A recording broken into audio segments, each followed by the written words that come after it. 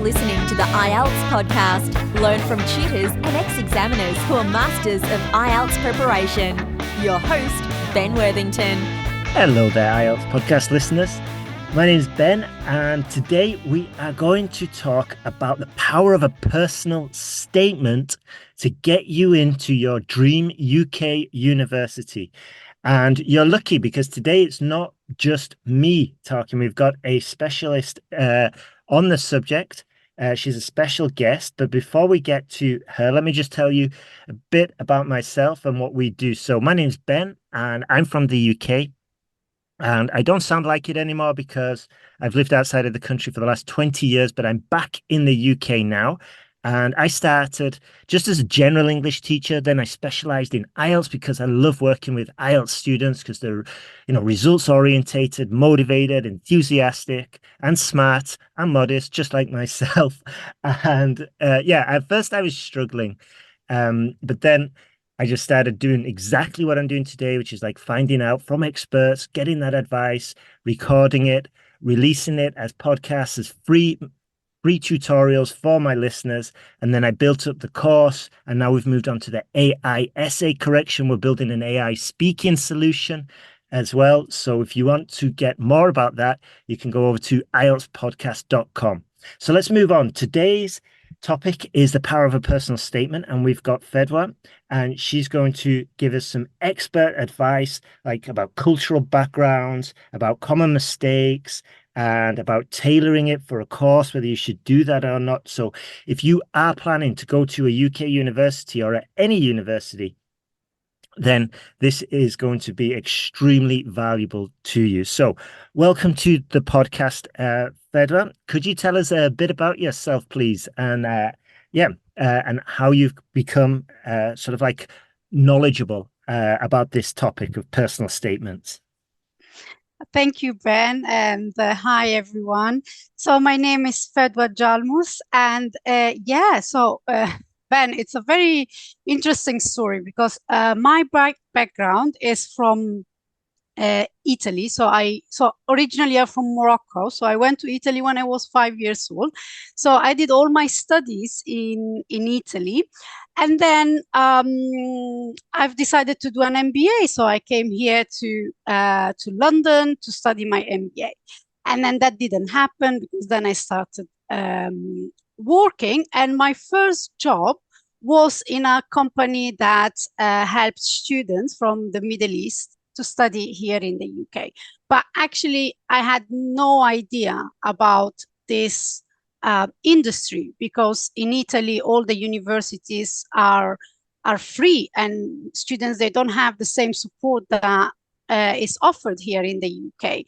So for me, it was completely new, but it was very exciting because I had the opportunity to meet students, families, traveling. So it was amazing.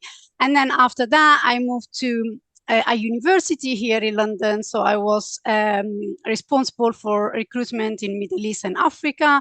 So that was a great experience again. So traveling to South Africa, Nigeria, Ghana, Dubai, Lebanon. So it was amazing. And after like 5 years in working for universities, then I've decided to start my own consultancy, really to be able to have that one-to-one approach with students, because I really love that.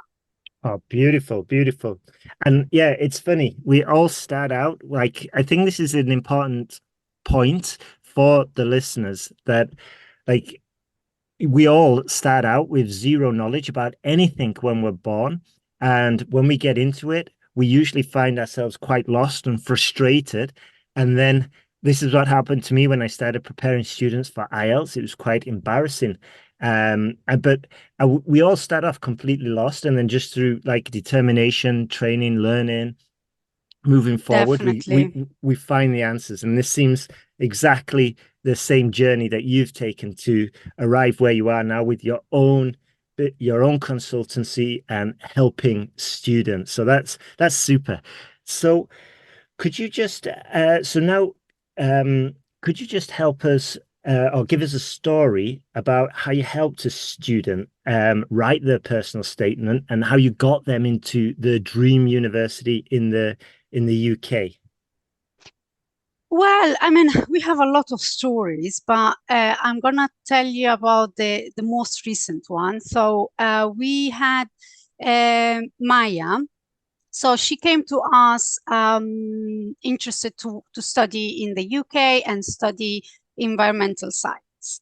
So and then she already had like a kind of personal statement that she wrote before, but when we looked into it, like, I mean, the personal statement was very vague, because this is what a lot of students do. They write a personal statement without reflecting that on their self, or without sharing their personal experience, because it's very important, like that the personal statements talks about you, the student, not like reading something online and wanting to add it on your personal statement because it sounds fancy, you know, or it sounds nice.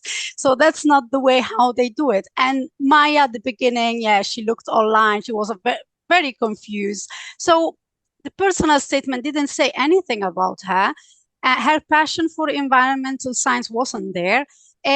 So we had to explain to her what's the purpose of the personal statement. So the admission officers, they do read a lot of personal statements. So they know when a student is being genuine and is being authentic and is sharing something coming from their own experience. So no one is looking for like a planned personal statement. They read so many, so they really don't want that.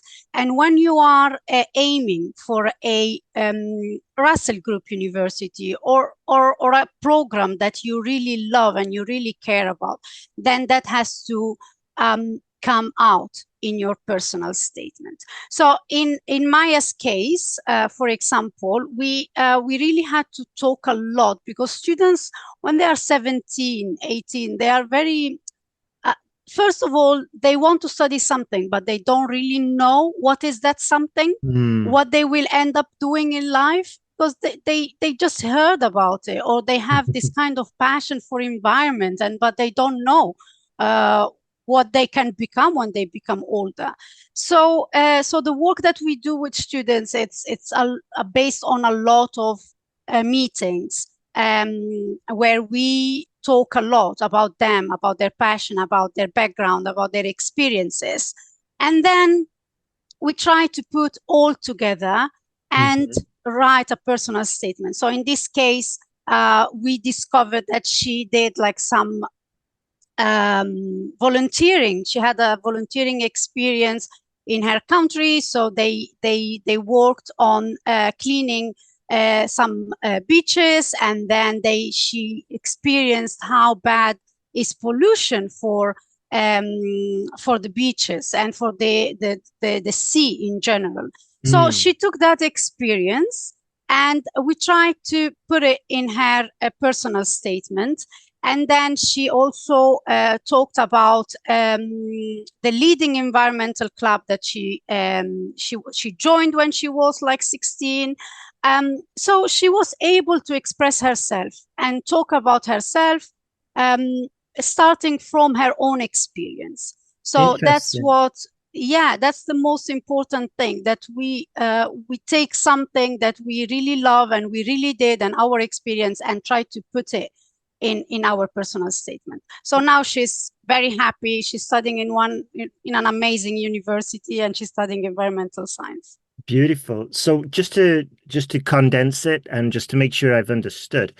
So a lot of students might start off vague, like, I really love the environment. I've got a passion for saving the planet. And this is what really gets me up in the morning and gets me excited. So that could be an example of vagueness. And then what you suggested to Maya was that, okay, Maya, let's put in some hard evidence, such as the volunteering, that's sort of like instead of saying it, you're talking about actions that you've done. And importantly, you try and pull out the journey of the student of like how they came, a little bit of a background journey of like how they arrived at wanting to study environmental studies, for example. Is that correct? Yeah, definitely. Yeah, this is exactly what we do. Yeah. Beautiful, beautiful. Okay, then. So the next question is, I think we kind of covered it, but just in case there's anything we've missed, like the key components, we've kind of got the evidence, the specificity, and also the journey, I think, because if this is why I'm always saying, like, oh, my name's Ben, I'm from England. I think the journey is important to create that connection. And it's the same, I guess, in a personal statement. Is that correct? Yeah, definitely it is. Yeah. So it's um I mean the key is to provide a genuine and authentic reflection Mm, on the cultural background. So right. of course avoiding cliche and stereotypes, okay? But it's important to focus on the personal experience. That's the Interesting. most important thing because that's what uh, makes the student unique and Yeah, makes also the personal statement unique. interesting. Now, we're just going to go a bit off piste from the question list. So sorry in advance. What if a student doesn't have the volunteering experience, or what if they don't have sort of like a hard background?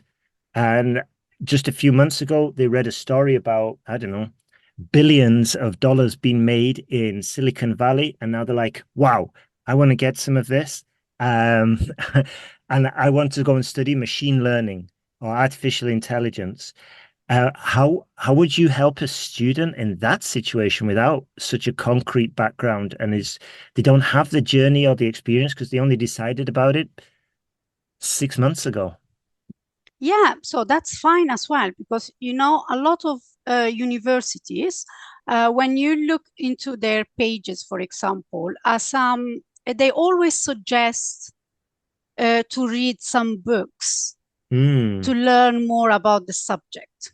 Because of mm, course, not all the students at 16, 17, they have the opportunity to do some volunteering work or to have an experience in the field of their choices. So this is why even if you read a book, that can be the place where to start. mm. And Okay. just an idea. Um, could a student, for example, they're in this situation and they don't have the experience like Maya did when she was doing the volunteering on the beach or even in the student's country, there aren't that many opportunities, and so they couldn't take advantage of them in the past. But it's a recent desire now to go and study machine learning, for example, in Cambridge. Could they I'm just thinking of sort of like a quick fix solution. Could they say like, uh, I discovered this topic just 6 months ago. I'm very passionate about it, and for this, and because of this, I've reached out to the top academics, including the academics at your university. They suggested reading this. Would that get the student some extra bonus points? Definitely, definitely, yes. Because Mm, if they read the book and they understand the message in the book and they learn something about the subject that they want to study and they can reflect it on the personal statement, that's amazing as well. Because at university, they will be only studying, they won't be doing like mm, practical work. So it's important as well to be able to read books and get an idea about the subject and what you want to do in the future. good That's stuff. that's also very good. Okay. Another question off piste. Is having had experience such as volunteering or working in a program in your country before going to your dream university, is that stronger than the example we just talked about, reading books and contacting professors in the field? Well, definitely, we all know that the theory is something and Mm, the practice is something else. So when you get to do something, you definitely learn more because it's your own experience in that field. So it's definitely better. But it doesn't mean that a student with the experience will have more chances than a student without experience. Because sometimes you might have no experience, but you've been reading books about I don't know, stars and planets all your life. So you know so much about the topic that you can really like impress like an adult. So so students with no experience, they don't have to worry about that. I only spoke about Maya because it was the first one that came up to my mind, but we do have a lot of students without any experience, and they still manage to write amazing personal statements. Interesting. Also, I was thinking, like, if a student wants to work in nuclear power, it's quite unlikely they built.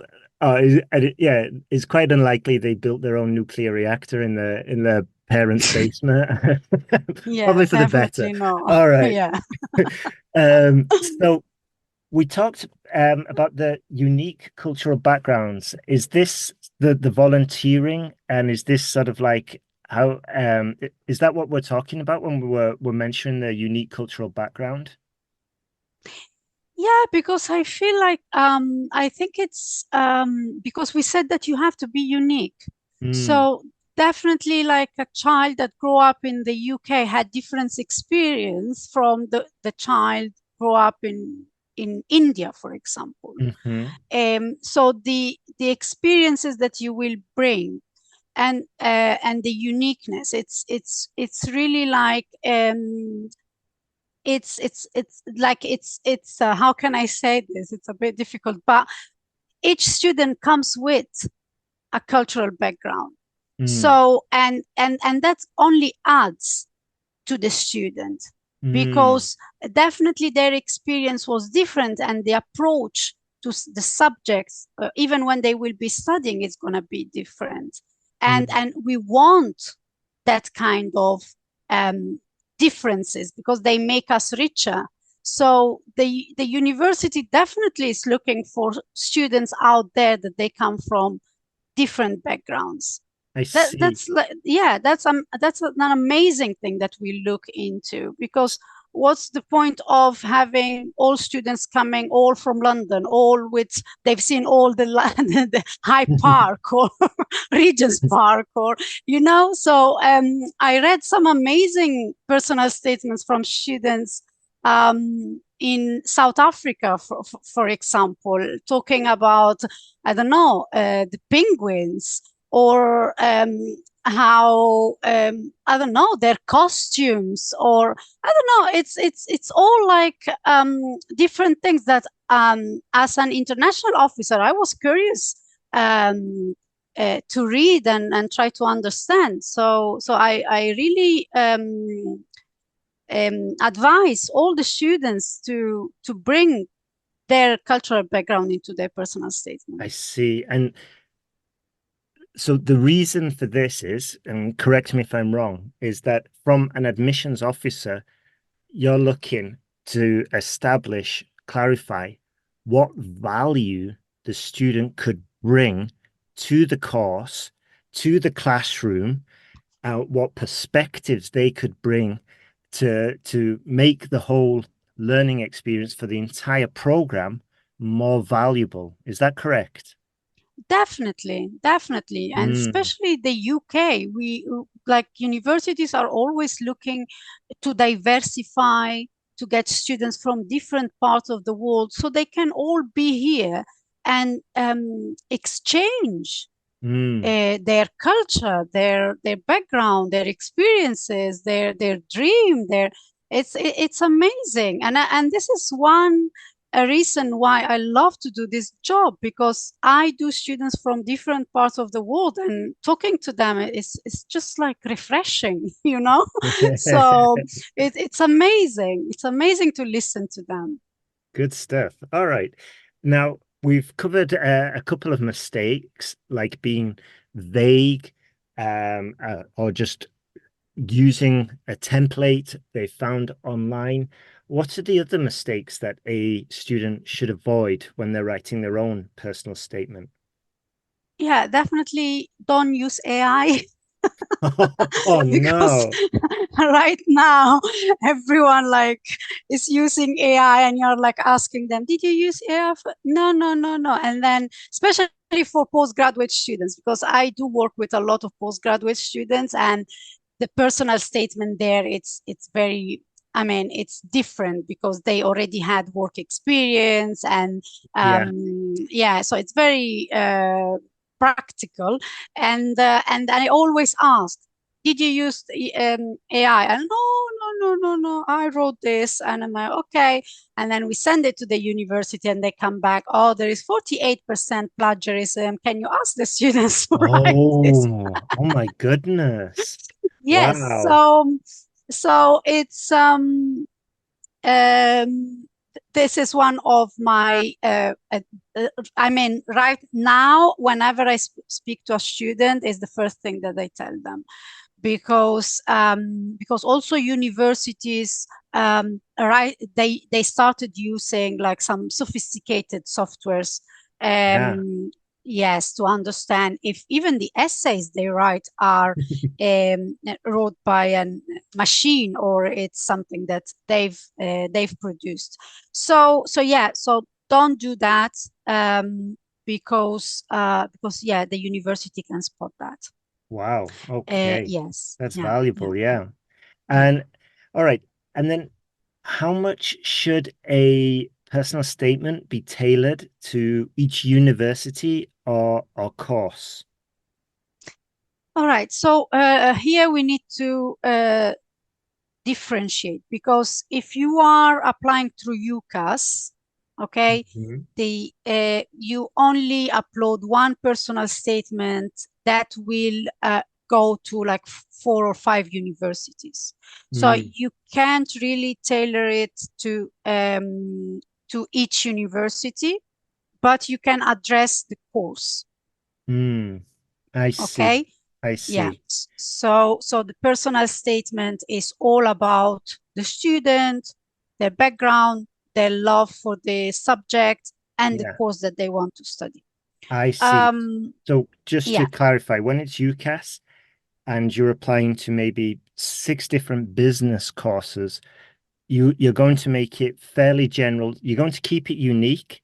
You're going to you're going to add um, all the cultural authenticity and uniqueness that we talked about earlier, but you're not going to mention the course specifically because it's going to 5 different ones. So it's going to be sort of like topic unique and tailored for that topic or for that subject area, but it's going to be useful for 5 different admissions officers, correct?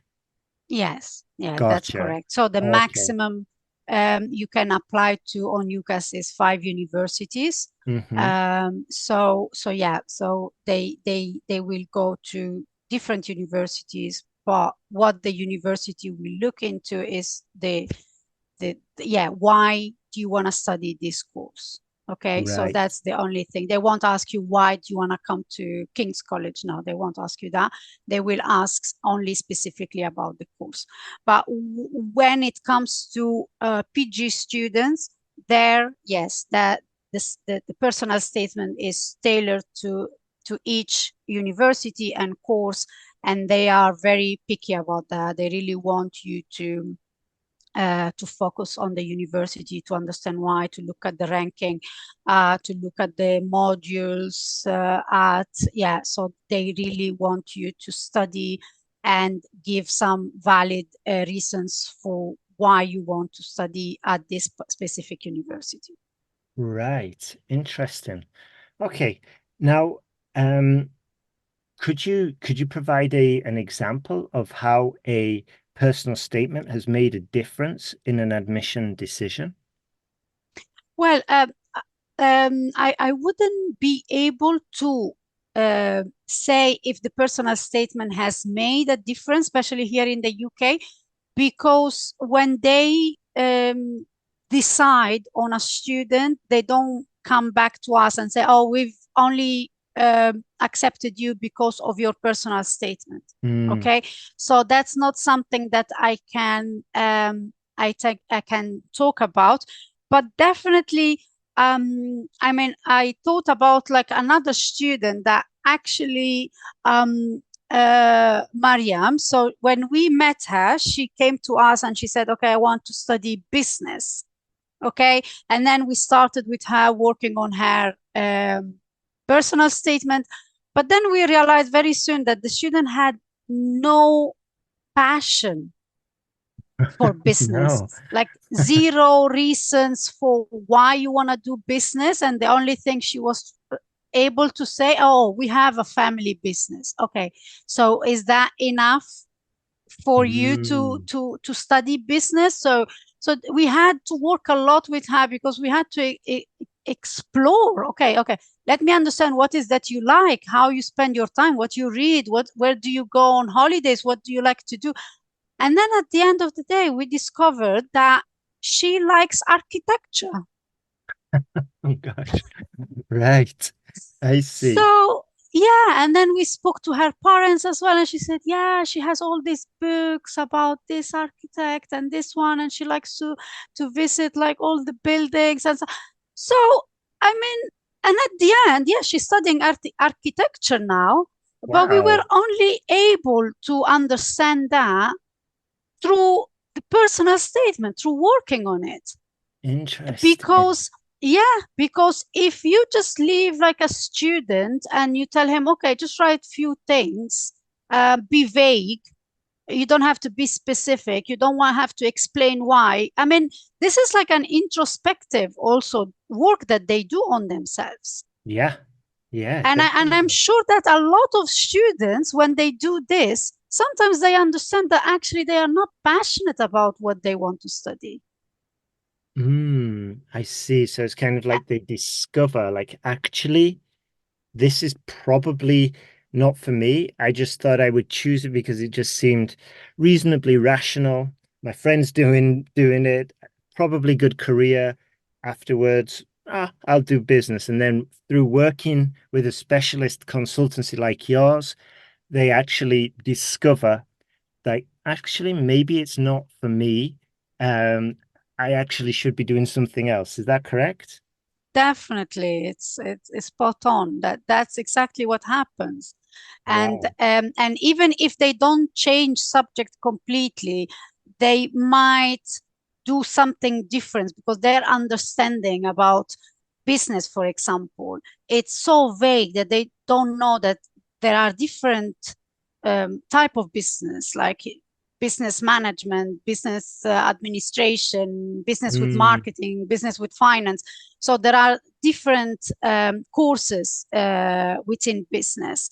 And yeah, and only by talking about it and discussing and reading and looking at doing a proper job, because it's like a proper work that we have to go open different pages, different universities, read the modules, read what does that mean, what can you do in the future, that the student starts understanding something. yeah, uh, because in their last year of high school, they are so busy that they are not really um, they don't have the considering. time, Yeah, yeah, yeah. to do this. So we advise to start working on your personal statement at least in the summer before the last year. Yeah, Be- absolutely. yeah, because you have time, you're on holidays, you can do all your research, you can do all your reading, and then you have time to look into it, to give it to other people to read it as well. Yeah. Because yeah, so your Uh, parents, your teachers, anyone that you know can read it and give you like their opinion, and that's very important. Yeah, totally agree there. So we're just running out of time now. So this is the last question. Um, you'll have to answer very briefly, Fedwa. I'm sorry about that. But should Sure. students or how should students balance personal storytelling with academic achievements when they're writing their personal statement? Yeah, so definitely we spoke a lot about their cultural background. That has to be there, and it's fine. Also, achievements are important, so they need to talk about that, but the achievements, they have to be linked to the course they want to study. Yeah. So, because if you tell me I participated to the baking club and my cake won the first prize, that's nothing. It's not linked to the course that you want to do if you want to study engineering. So not all the achievements has to be displayed on your personal statement, but only the ones that are really relevant to the course that you want to study. Beautiful. Okay. Right then. So we've come to the end of this recording now. So if you are keen on advancing with your dream of studying in the UK, Canada, or Australia, then you can go to ieltspodcast.com/UK. You can fill out a brief form. There's only about 10 questions there. And then we'll get in contact with you and establish whether we can take it forward, how we can help you. So if you just go to ieltspodcast.com/UK, that's the letter U followed by UK, that'll redirect to a form, super quick, just 10 brief questions. And then from that, we'll get in contact with you. So that's it from everything from us today. That's everything. And if you are struggling with your IELTS, then please get in contact with us at ieltspodcast.com, ben@ieltspodcast.com, and we'll get back to you. We can recommend some courses or just give you some advice. Maybe you've got a problem with your reading skills. We will always get back to our students, and we can help you move forward and get that band 7, 8, or 9. So thank you very much for listening, and thank you, Fedwa. You've been an absolute star, and there's some more tutorials in the pipeline coming from Fedwa all about studying in the UK and reaching your dreams of, progressing, getting to study abroad, and just realizing that ambition. So thanks again, Fedwa. You've been an absolute star. Thank you, Ben. Thank you for having me today.